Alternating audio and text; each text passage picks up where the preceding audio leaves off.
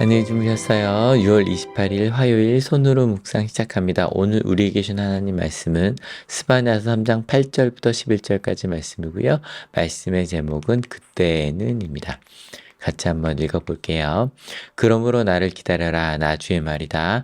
내가 증인으로 나설 날까지 기다려라. 내가 민족들을 불러 모으고 나라들을 모아서 불같이 타오른 나의 이 분노를 그들에게 쏟아놓기로 결정하였다. 온 땅이 내 질투의 불에 타 없어질 것이다. 그때는 내가 뭇 백성의 입술을 깨끗이 하여 그들이 다 나 주의 이름을 부르며 어깨를 나란히 하고 나를 섬기게 할 것이다. 에티오피아 강 저 너머에서 나를 섬기는 사람들, 내가 흩어보는 사람들이 나에게 예물을 가지고 올 것이다. 그날이 오면 너는 나를 거역한 온갖 잘못을 부끄러워하지 않아도 될 것이다. 그때 내가 거만을 떨며 자랑을 일삼던 자를 이 도성에서 없애버리겠다. 내가 다시는 나의 거룩한 산에서 거만을 떨지 않을 것이다. 오늘 말씀의 제목 그때는입니다. 그때 어떤 일들이 있을까요?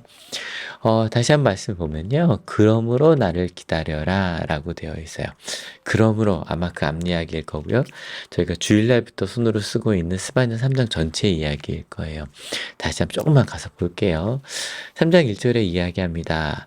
망하고야 말 도성아, 반역한 도성, 더러운 도성, 억압이나 쌓는 도성아, 주님께 순종하지 않고 주님의 충고도 듣지 않고 주님을 의지하지도 않고 하나님께 가까이 가지도 않는 그 도성 어딜까요? 예. 예루살렘 성전이 있는 바로 그 예루살렘을 이야기해요.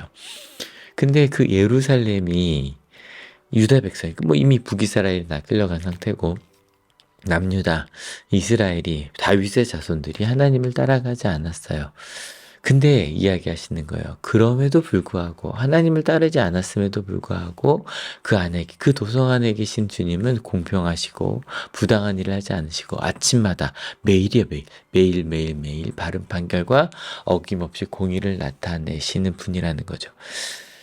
그러니까 스바냐서에서 그러므로라고 이제 오늘 말씀 시작하는 이유는 하나님이 어떤 하나님이시냐면 첫 번째, 순정하지 않아도 공평하고 공의를 나타내세요. 그래도 악한 일을 해요. 그럼에도 불구하고 끊임없이 가야 할 길을 일러주시고요. 다시 한번 기회를 주려고 하신 하나님이세요. 여기서 말하는 그러므로는 그 그러므로요. 하나님께서 그런 하나님이시니까 기다리라는 거예요. 그 자리에 서라는 거예요. 기다리라는 그 뜻이요. 굳건히 서 있는 거예요. 그냥 시류에 따라가는 것이 아니라 하나님께서 증인으로 나설 날, 심판하실 날이라고 번역된 그 성경들도 있거든요. 하나님께서 이 땅을 하나님의 뜻대로 만드실 그날들, 그날들이 되면 하나님이 원하지 않는 일을 했던 이들에게 분노를 쏟아내세요. 근데 이 스바냐에서 계속 나오는 거죠. 하나님께서 분노를 쏟아내시는 이유는 심판이 목적이 아니에요. 심판이 목적이 아니라 뭇 백성의 입술을 깨끗해 하여 그들이 다 주님의 이름을 부르며 어깨를 나란히 하고 나를 섬기게 한대요. 여기서 말하는 뭇 백성은요. 하박국서부터 나온 다른 민족들, 그러니까 이스라엘이 먼저겠죠. 하지만 이스라엘만이 아니라 모든 민족들이 어깨를 나란히 하고 하나님을 섬겨요. 그러니까 뭐 아시리아나 바벨로니아처럼 우리 편만 나를 섬기는 이들만이 아니라 하나님이 이 땅을 창조하신 분이시잖아요. 그래서 이스라엘 백성들도 심지어는 이 하나님을 몰랐던 이들조차 어깨를 나란히 하고 주님을 부르며 하나님 섬기게 하실 거라는 거예요. 그리고 더 나아가 하나님을 믿다가 흩어져가 이미 뭐 바빌로니아 포로로 간 사람들도 있고 에티오피아 한신 이건 아프리카거든요. 거기까지 흩어서 간 사람들도 다시 예물을 들고 돌아오게 하시는 분이 하나님이시더라는 거예요. 그러니까 그때가 되면 다시 한번 나오는 거죠. 그날이 오면 그때 그날이 오면 근데 여기서 나온 이들은 그러면 다 뭐 그 뭇백성 중에 하나일 수도 있을 거고 흩어져 갖다 예물을 들고 온 이들도 있겠지만 여기에 있는 대부분의 사람들은 하나님을 거역했던 사람들이에요. 뭇백성은 말할 것도 없죠. 이스라엘 백성들의 대부분도 하나님을 버리고 떠났어요.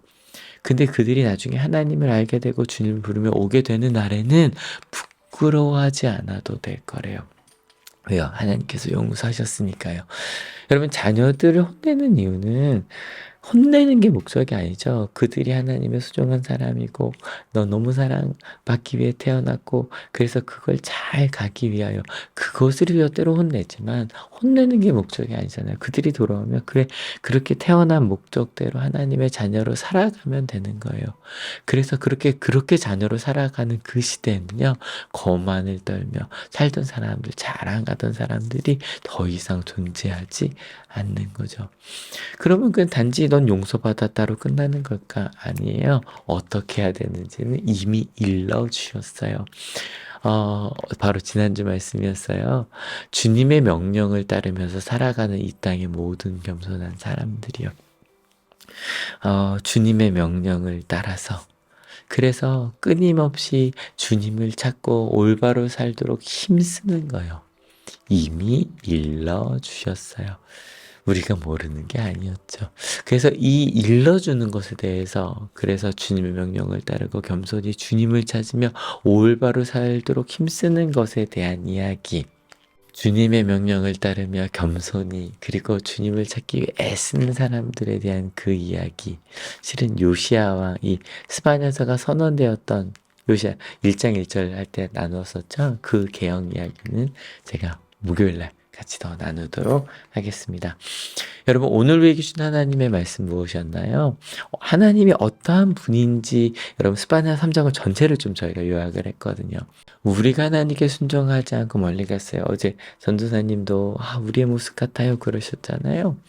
근데 그럼에도 불구하고 세상을 창조하시고 그리고 공평하게 공의를 나타내는 분이 바로 우리 하나님이세요. 믿으십니까? 또 하나님 어떤 분이세요?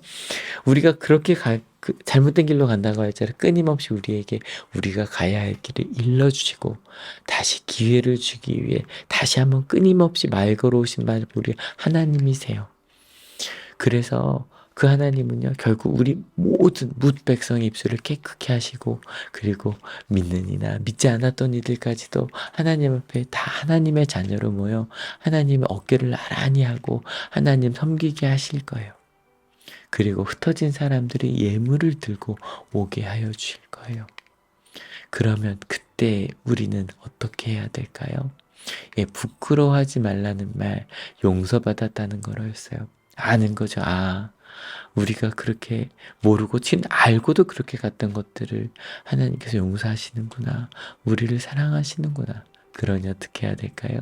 주님의 명령을 따르고 하나님 앞에 겸손하고 하나님을 경외하며 그리고 무엇보다 주의 뜻을 따르려고 애쓰는 거. 그게 구체적으로 뭔지 목요일에 한다 그랬죠?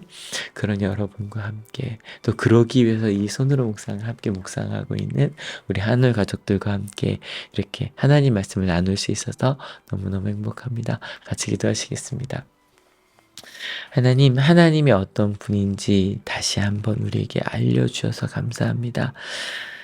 그러므로 하나님께서 우리를 끝까지 사랑하시는 분이기에 그러므로 하나님께서 우리에게 끊임없이 하나님의 길을 일러주시기에 그러므로 우리가 하나님을 떠나갔을지라도 다시 돌아오게 하시고 그리고 뭇백성 하나님을 모르는 이들까지 어깨를 맞대고 하나님 섬기게 하실 바로 그 하나님이시기에 그러므로 하나님 그것을 깨닫게 된 바로 지금 그때에 겸손히 용서받고 사랑받은 자임을 알고 부끄러워하며 죄책감으로 살아가는 것이 아니라 하나님이 주신 힘으로 하나님 말씀을 따라 살기 위해 애쓰며 그리고 나보다 하나님의 뜻이 크심을 알고 겸손히 하나님의 뜻을 따라 살겠다고 결단합니다.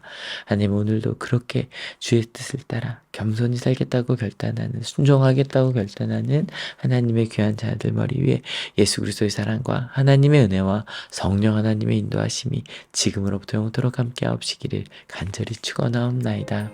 아멘. 여러분 때문에 행복합니다. 사랑합니다.